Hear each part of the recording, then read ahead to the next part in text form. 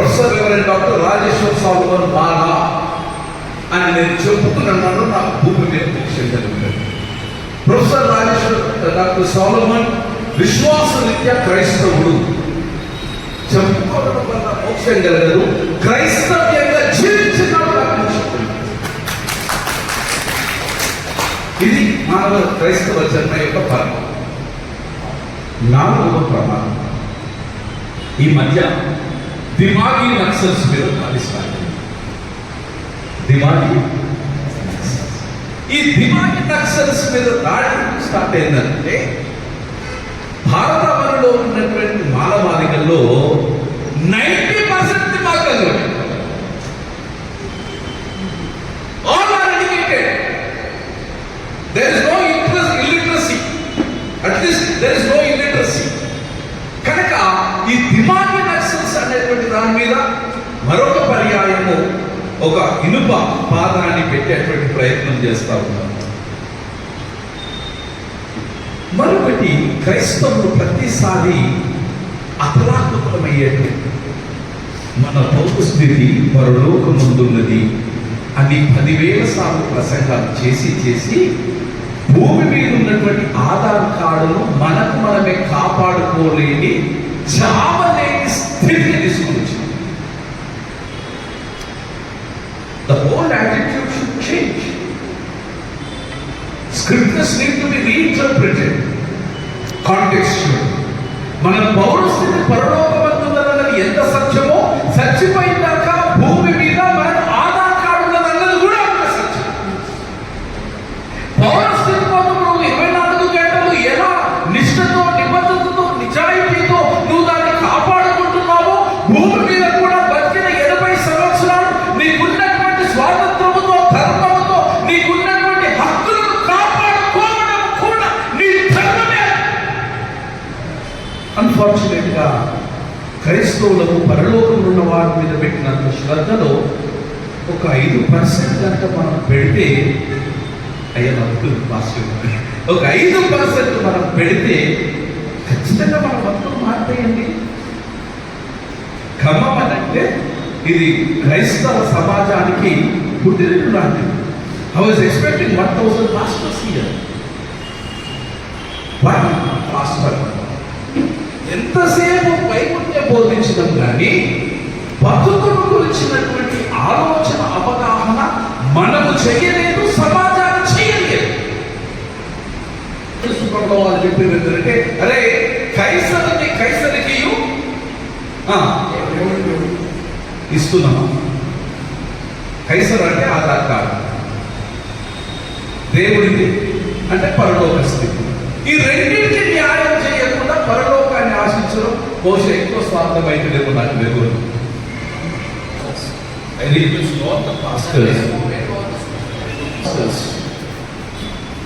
దయచేసి మీ పుల్పిట్ మీద నుంచి కీప్ టాకింగ్ ఆన్ జస్టిస్, న్యాయము, ధర్మం గురించి మీ పరిశుద్ధమైన పుల్పిట్ నుంచి మాట్లాడండి. ఎందుకంటే బైబిల్ ఆదికాండం నుంచి ప్రకటన గ్రంథం వరకు బోధ ఒకటే ఏంటంటే, న్యాయము నీటి వలె ప్రవహింపనివ్వండి, సమాజానికి ఆ విధంగా మీరు ఎక్విప్ చేయండి. సండే స్కూల్ నుంచి మొదలుకొని మగవారి సమాజం వరకు యోహాను సువార్త 3:16 ఏమున్నదా అని అనగానే నిద్రలో కూడా కైటత్తి చెప్పినట్టు కాన్స్టిట్యూషన్ ఆర్టికల్లో 14, 15, 16 ఆర్టికల్స్ ఏమున్నాయిరా అని అడిగినప్పుడు వాడు ధైర్యంగా చెప్పేటట్టు సమాజాన్ని సిద్ధం చేయాలి. ఇవి రెండు ఇంపార్టెంట్. యోహాను సువార్త 3:16 ఎంత ఇంపార్టెంటో కాన్స్టిట్యూషన్ 14 మాట్లాడుతుంది. 14, 15, 16, 17, 25, 46 ఇవి లేకపోతే భూమి మీద ఆధార్ కార్డు క్యాన్సల్. యోహాను సువార్త 3:16 లేకపోతే పరలోక స్థితి క్యాన్సల్ అవుతుంది. ఆర్టికల్ 14, 15, 16 లేకపోతే భూమి మీద ఆధార్ కార్డు క్యాన్సల్ అవుతుంది. దీని మీద మీరు కొద్దిగా కాన్సన్ట్రేట్ చేయాలని నా మనవి. I should close it here. Between the Bible and the Indian Constitution ఒక 4 మాటలు చెప్పి నేను ముగించి వేస్తాను. Bible and Indian Constitution are complementary. They are not competitive. దయచేసి గమనించండి నా తోటి సేవకులారా, బైబిల్ భారతదేశం యొక్క కాన్స్టిట్యూషన్ ఒకదాని ఒకటి పరస్పరము బలపరుచుకునేటివి, కానీ వైరుధ్యమైనటువంటి స్వభావాలు కావు. Bible provides theological foundation. Bible provides theological foundation. Constitution provides legal foundation. Second, Bible talks about justice as God's concern. Constitution talks about justice as constitutional principle. Third, Bible talks about human beings bear God's image. In Greek ఏమంటారంటే ఇమాగో డై, దేవుడు తన పోలిక చొప్పున నరుని చేసెను. Indian constitution ఏమంటుందంటే సిటిజన్ పొజెస్ కాన్స్టిట్యూషనల్ డిగ్నిటీ. నాలుగవది, Bible talks about liberation from oppression, నిర్గమాకాండం, Exodus. And constitution of India talks equality before law. మత స్వేచ్ఛ మనకిచ్చింది, న్యాయం ముందు, ధర్మం ముందు, చట్టం. ఆఖరికి మీడియా మాధ్యమాలను అనుసరిస్తే వాళ్ళకు మెసేజ్ పోతే ఎట్లుంటుందని ఒక్కసారి ఆలోచన చేసి ఎవరికి పర్సనల్గా ఫోన్ చేయకుండా మీడియా ద్వారా చూద్దామంటే ఇది పరిస్థితి.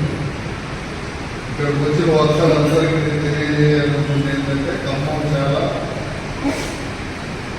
చైతన్యవంతమైన అందులో డౌట్ ఏం లేదు. ఖమ్మం క్రైస్తవులు చైతన్యవంతం, ఖమ్మం జిల్లా వాసులు చైతన్యవంతమైన కానీ ఖమ్మం జిల్లాలో ఉన్న క్రైస్తవులు చైతన్యవంతం ఉన్నారు. మా చర్చిలో 4,000 మంది మెంబర్స్ ఉన్నారు. ఆ మెంబర్స్ మధ్యలో అనౌన్స్మెంట్ జరిగింది. ఈరోజు మీటింగ్ ఉన్నాయి.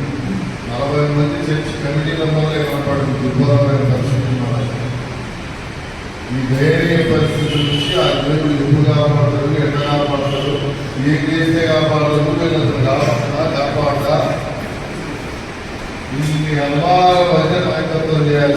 రాబో కాలంలో అతి దారిద్ర్యమైన దుర్భరమైన పరిస్థితులు అనుభవించబోతా ఉన్నారు. ఏ ఒక్క వ్యక్తి కూడా, ఏ ఒక్క ఎంప్లాయీ కూడా ధైర్యంగా చర్చకు వచ్చి నేను క్రిస్టియన్ అని చెప్పుకునే పరిస్థితులు కలగవు. అంత దుర్భరమైన పరిస్థితుల నుంచి మిమ్మల్ని మీరు బయటపడేసుకోవాలి అంటే పోరాటానికి ఉద్యమించాల్సిన అవసరం ఉంది. ఆ పోరాటం చేయకపోతే కనుక మీకు ఏ ఫలితాలు మీకు రావు.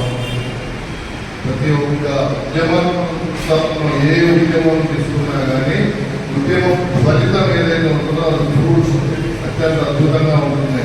నిన్న మొన్న CJP వాళ్ళు చేసిన ఒక ఆన్లైన్ పార్టీకి ధర్మేంద్ర ప్రధాన్ అనే ఒక ఎడ్యుకేషన్ మినిస్టర్ దిగి రావాల్సి వచ్చిన పరిస్థితి వాళ్ళు తీసుకొచ్చారు అంటే ఎంత కమిట్మెంట్తో వాళ్ళు ఉద్యమం చేశారు. మళ్ళీ మాకు ఆ కమిట్మెంట్ లేదా? క్రైస్తవులకు డబ్బులు లేవా? క్రైస్తవులకు కమిట్మెంట్ లేదా? ప్రేమ లేదా? మనకి ఇందాక ప్రొఫెసర్ గారు చెప్పినట్టు తెగించే ధైర్యం లేదా? ఏమిటి ఎక్కడ పోతుంది సమాజం అని ఎన్నిసార్లు ప్రశ్నిద్దామని ప్రయత్నం చేసినా కానీ ప్రశ్నించేంత సమూహంలో జనాలు. మేము ర్యాలీ నిర్వహించిన ఖమ్మంలో దగ్గర 800-900 మంది మొదలుపెట్టినప్పుడైతే ఉన్నారు.